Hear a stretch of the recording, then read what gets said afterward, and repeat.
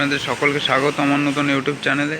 তাহলে আজকে ভিডিওটা হচ্ছে যে আপনার গাড়ি কি রানিং অবস্থায় চলতে চলতে কি বন্ধ হয়ে যায়। যদি এমনটা হয়ে থাকে তাহলে এই ভিডিওটা আপনার জন্য। তো ভিডিওটা পুরোটা অবশ্যই দেখবেন।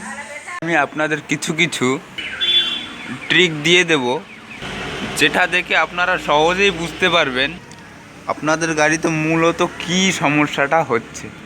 তো অবশ্যই ভিডিওর সঙ্গে থাকবেন। তো এমনটা সাধারণত কিন্তু নতুন পুরনো বাইকে হতে পারে যে চলা অবস্থায় রানিং চলতেছে হঠাৎ গাড়িটা ধকধক করে বন্ধ হয়ে গেছে। তার অনেক কারণ থাকতে হবে, একটা একটা করে আমি আপনাদের সব কারণগুলো বলে দেবো।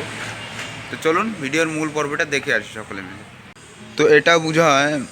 তো এটা বোঝার মূলত প্রথম কারণটা হচ্ছে দেখবেন পেট্রোল আছে কিনা। যদি আপনার মিটারের যে ফিউল মিটারের যে কাঁটাটা থাকে এটা যদি ঠিক থাকে তাহলে এটা দেখেই বুঝতে পারবেন, বা ট্যাঙ্কি নাড়াচাড়া করে বুঝতে পারবেন যে তেল না থাকলে বন্ধ হয়ে যায়। আর দ্বিতীয়ত কারণ হচ্ছে দেখবেন আপনাদের ব্যাটারিটা কি নূতন। অনেক সময় কী হয়, ব্যাটারি নূতন থাকে না, তার জন্যে কিন্তু এমন সমস্যাটা হতে পারে। কিন্তু অনেক সময় কী হয়, ব্যাটারি ঠিক থাকা অবস্থায়ও পুরনো বাইকগুলোতে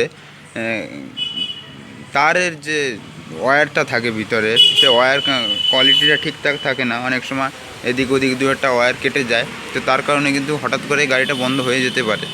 এটা তো সাধারণ একটা বিষয়, কিন্তু মূল যে বিষয়টা সেটা আমি আপনাদের বলে দেবো। তো ভিডিওর অবশ্যই সঙ্গে থাকবেন। প্রথমে আমি বলবো যে আপনাদের গাড়িটা কবে সার্ভিসিং করা হয়েছে, ঠিক আছে।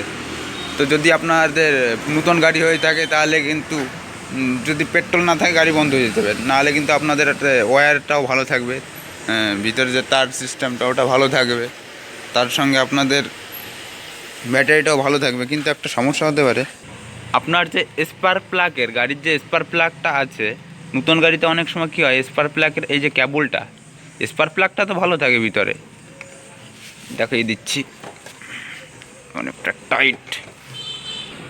দেখুন স্পার্ক প্লাগটা ভালো থাকে, কিন্তু স্পার্ক প্লাগের কেবলটা ভালো থাকে না। এর জন্য কিন্তু স্পার্ক ঠিকঠাক হতে পারে না, তার জন্য কিন্তু বন্ধ হয়ে যেতে পারে।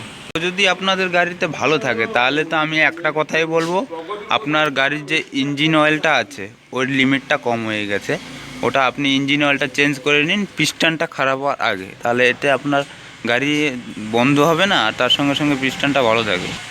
ভিতরে মোবিলটা সবসময় ঠিকঠাক পরিবর্তন করে রাখবেন।